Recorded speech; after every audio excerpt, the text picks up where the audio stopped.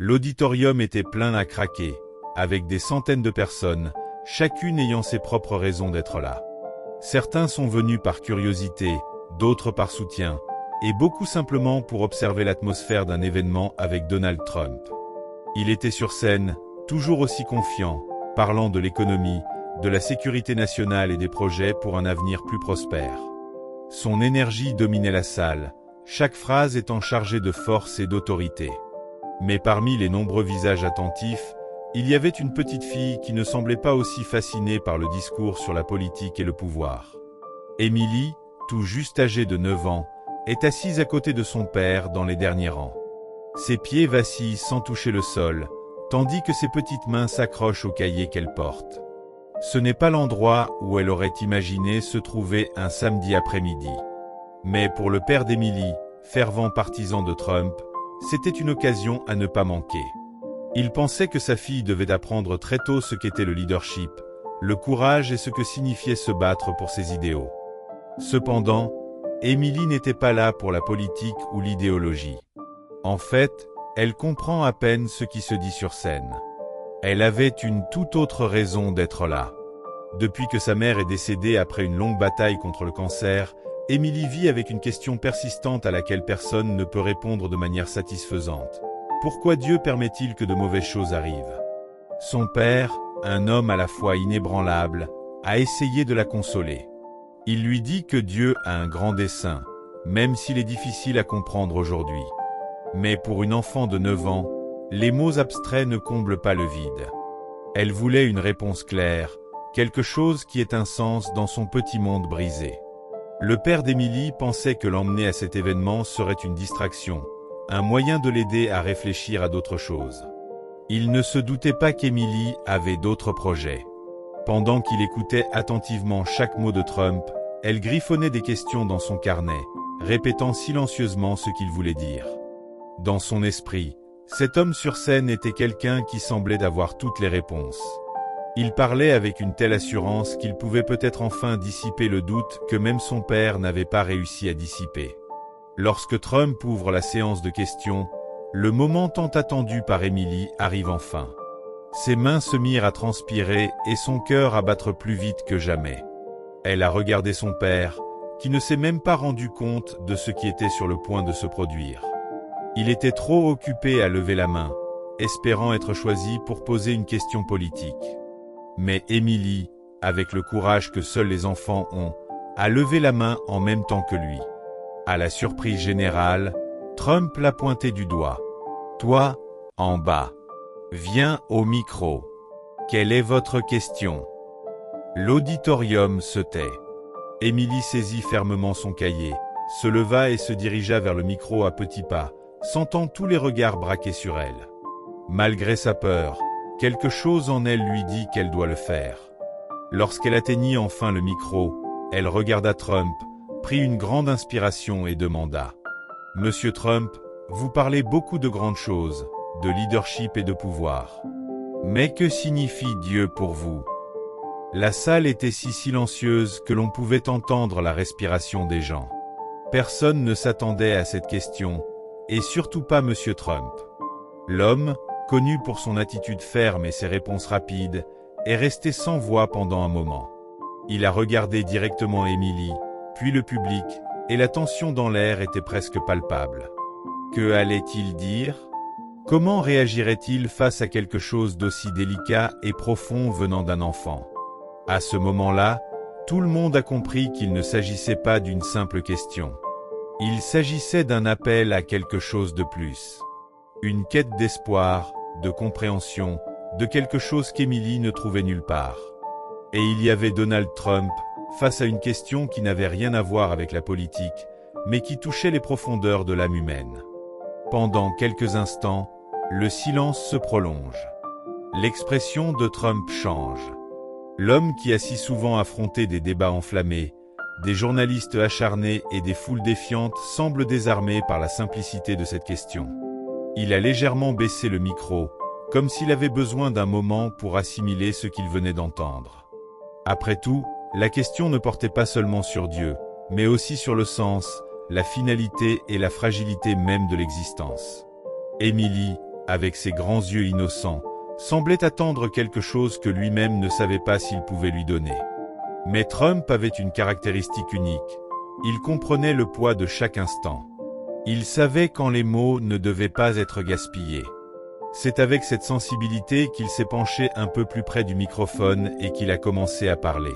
« Vous savez, Émilie, commença-t-il, la voix plus douce que d'habitude, beaucoup de gens me posent des questions difficiles, mais peu posent des questions vraiment importantes. Et vous venez de poser l'une des plus importantes que j'ai jamais entendues. » La foule reste immobile. Personne ne voulait manquer un mot. Monsieur Trump poursuit son discours en choisissant soigneusement ses mots. Il a commencé par raconter sa propre enfance, ce qu'il faisait rarement en public. Il a rappelé que sa mère, une femme profondément religieuse, disait toujours que Dieu travaillait de manière mystérieuse. Il a décrit comment, dans sa jeunesse, il a été confronté à des moments de doute, d'incertitude quant à sa propre vie et à son but, bien qu'il ait grandi dans un foyer où la foi était un pilier central. Ma mère avait l'habitude de me dire que même lorsque nous ne comprenons pas pourquoi les choses arrivent, nous devons croire qu'il y a un plan plus grand, quelque chose qui va au-delà de ce que nous pouvons voir ou comprendre. Puis il s'est arrêté, a regardé directement Émilie et a dit « Mais je sais que ce n'est pas suffisant pour toi, parce que ce n'était pas suffisant pour moi quand j'avais ton âge. » Cette phrase simple et honnête fait baisser légèrement le regard d'Émilie, comme si elle se sentait enfin comprise.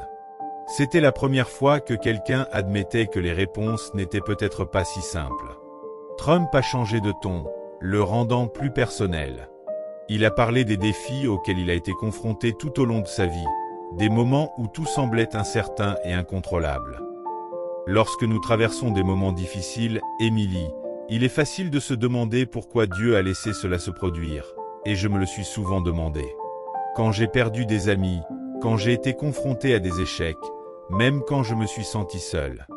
Mais ce que j'ai appris, c'est que ces questions n'ont pas de réponse facile. Elles sont comme un puzzle qui n'a de sens qu'avec le temps.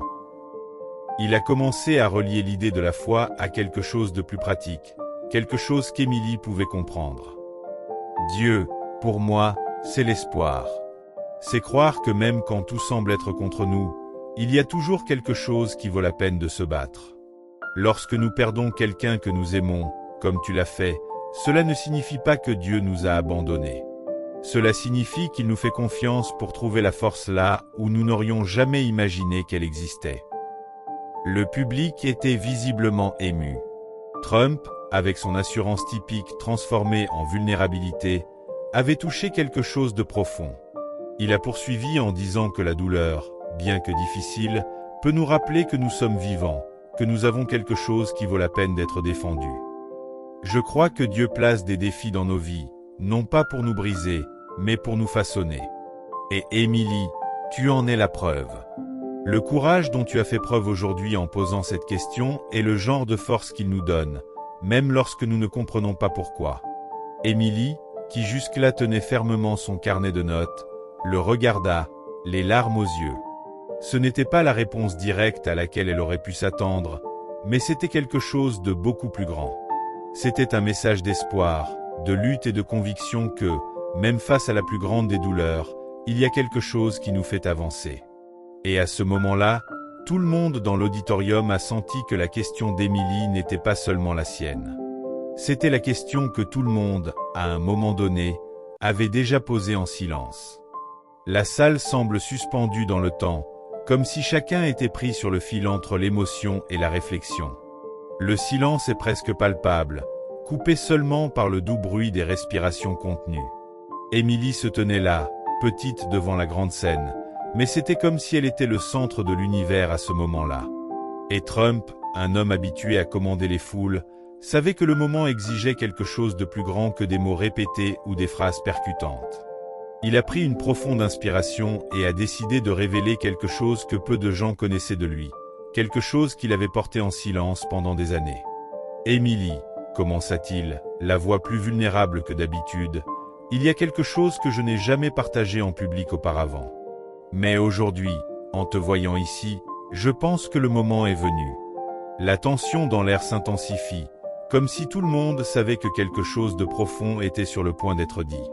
Trump s'est légèrement tourné vers le public, comme quelqu'un qui a besoin de trouver du courage auprès de visages inconnus.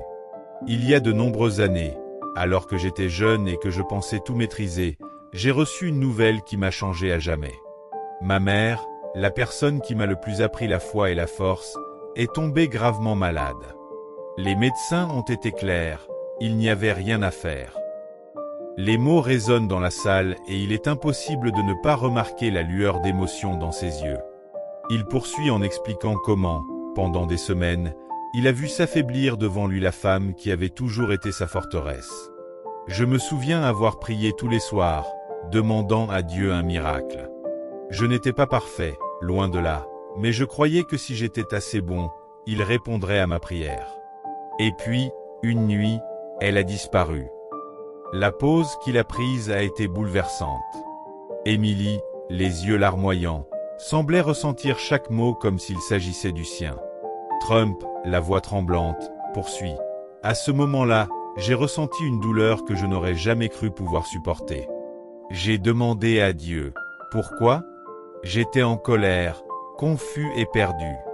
Il me semblait que tout ce en quoi je croyais s'était effondré.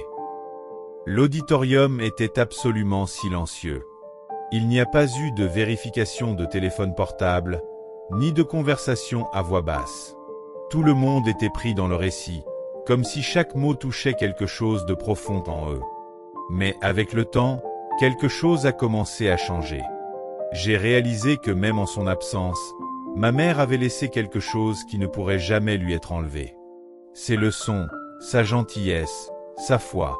Et j'ai commencé à comprendre que Dieu n'enlève pas les choses pour nous punir, mais parce qu'il sait que nous pouvons porter la mémoire de ceux que nous aimons et la transformer en quelque chose de plus grand. Trump se tourne à nouveau vers Émilie, cette fois avec un regard plus ferme, comme s'il s'adressait directement à son âme. Je ne sais pas pourquoi vous avez perdu votre sœur, Émilie. Et je ne vais pas prétendre que j'ai toutes les réponses. Mais ce que je sais, c'est que votre courage aujourd'hui prouve que vous portez en vous quelque chose de très spécial qui lui appartient. Et c'est là, ma chère, la façon la plus pure dont Dieu nous montre qu'il ne nous abandonne jamais. Il met en nous une partie de ceux que nous aimons, pour que nous ne soyons jamais vraiment seuls. À ce moment-là, une chose incroyable s'est produite. Émilie lâche le cahier qu'elle tenait si fort et fait quelques pas timides vers la scène. Le geste était petit, mais il était porteur d'un immense pouvoir. Trump, voyant la jeune fille s'approcher, descendit de l'estrade et alla à sa rencontre. Ils se rencontrent au centre et, sans réfléchir, Émilie le serre dans ses bras. La foule applaudit à tout rompre, mais le son semble lointain. Ce moment était le leur, une rencontre d'âmes qui, bien que si différentes, étaient unies par quelque chose de plus grand. Trump, la petite fille toujours dans ses bras, dit quelque chose qui, bien que presque inaudible, résonne profondément. Tu es plus forte que tu ne le penses, Émilie. Et ta sœur serait très fière de toi. Alors que le bruit des applaudissements emplit encore la salle, Émilie et Trump se séparent de l'étreinte, mais l'impact de ce moment demeure, comme une marque indélébile sur toutes les personnes présentes. Trump, visiblement ému, guide Émilie vers le micro, lui permettant d'être la dernière protagoniste de cette histoire. Il s'est tourné vers le public, non plus en tant que personnalité politique ou homme d'affaires, mais en tant qu'être humain qui venait d'exposer sa propre vulnérabilité et de se connecter à l'essence de ce qui compte vraiment, la foi, l'amour et l'espoir. Aujourd'hui, a-t-il commencé en s'arrêtant pour respirer profondément, il ne s'agit pas de moi, ni de politique, ni de croyances divergentes. Il s'agit de courage. Le courage d'une fille qui, malgré la douleur, a osé poser des questions. Le courage d'affronter les mystères de Dieu, même lorsque les réponses semblent lointaines ou difficiles à comprendre. Et surtout, le courage de croire que même dans la perte, quelque chose de bon peut fleurir. Les yeux d'Émilie ont brillé et elle a regardé le public, rempli de quelque chose qui semblait bien plus grand que son âge. Je voulais juste savoir si Dieu nous entendait, a-t-elle dit, la voix pleine d'émotion mais aussi d'une force nouvelle. Monsieur Trump, avec un léger sourire, a répondu « Et je pense qu'aujourd'hui, c'est le cas, Émilie. Pas seulement pour vous, mais pour nous tous. » L'auditoire s'est levé, mais ce n'était pas seulement des applaudissements. Il s'agissait d'une catharsis collective, comme si chacun était invité à réfléchir à sa propre vie, à ses propres pertes et aux questions qu'il a souvent peur de poser. À ce moment-là, peu importe qui vous êtes, vos croyances ou votre idéologie. Ce qui comptait, c'était le rappel puissant que, même face à la douleur, il y a toujours une étincelle de raison d'être qui attend d'être découverte. À la fin, alors que les lumières commençaient à s'éteindre et que la foule commençait à se disperser, Emily a regardé Trump une dernière fois. Elle lui a dit « Merci » dans un murmure qui avait plus de sens que n'importe quel discours.